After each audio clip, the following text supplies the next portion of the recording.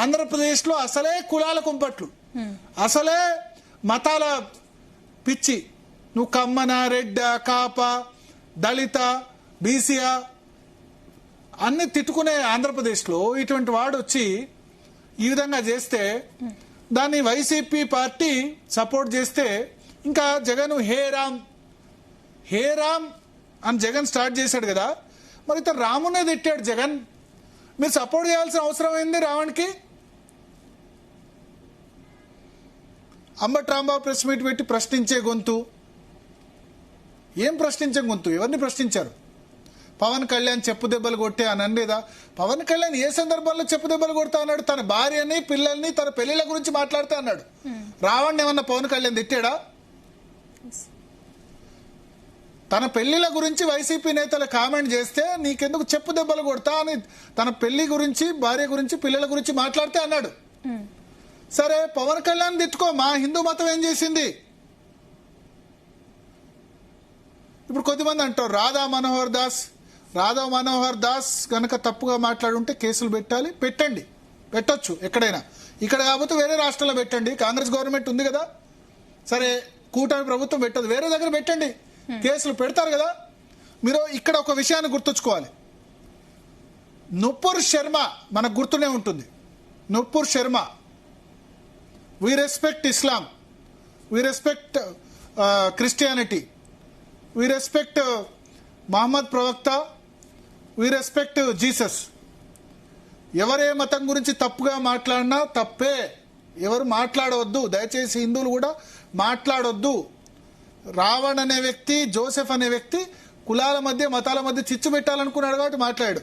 మళ్ళా మనం అదే తప్పు చేస్తే మనకు వాళ్ళకి తేడా ఏముంది? ఉండొద్దు కదా.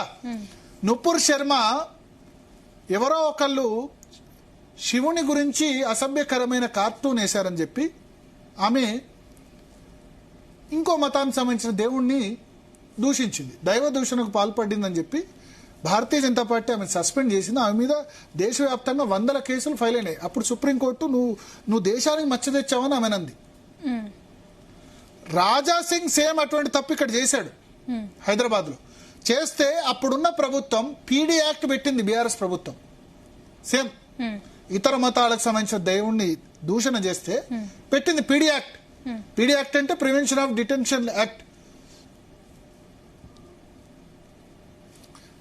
అంటే ఆయన 4 రోజుల పాటు జైల్లో ఉన్నాడు రాజాసింగ్.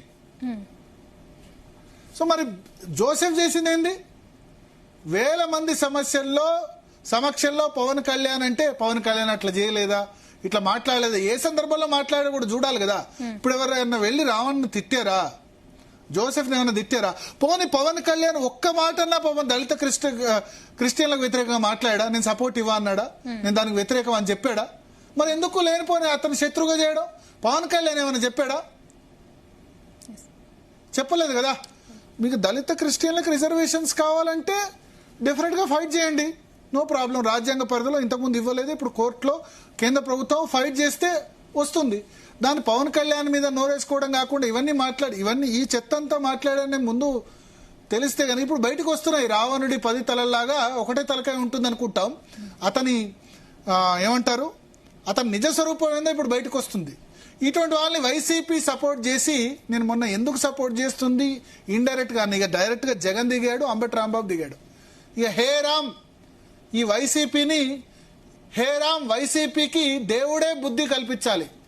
నేను కూడా అంట హే రామ్ అని జగన్ అంటాడు కదా. హే రామ్ వైసీపీకి ఆ దేవుడే, ఆ జీససే బుద్ధి కల్పించాలి. ఇంత యాంటీ హిందూ స్టాండ్ ఏంటండి జగన్ గారు, అంబటి రాంబాబు గారు? మాట్లాడదాం. మనతో పాటు కొంపల్లి అరవింద్ గారు మనతో పాటు జాయిన్ అవుతున్నారు. విజయ్ గారు తెలుగుదేశం పార్టీ నుంచి జాయిన్ అవుతున్నారు.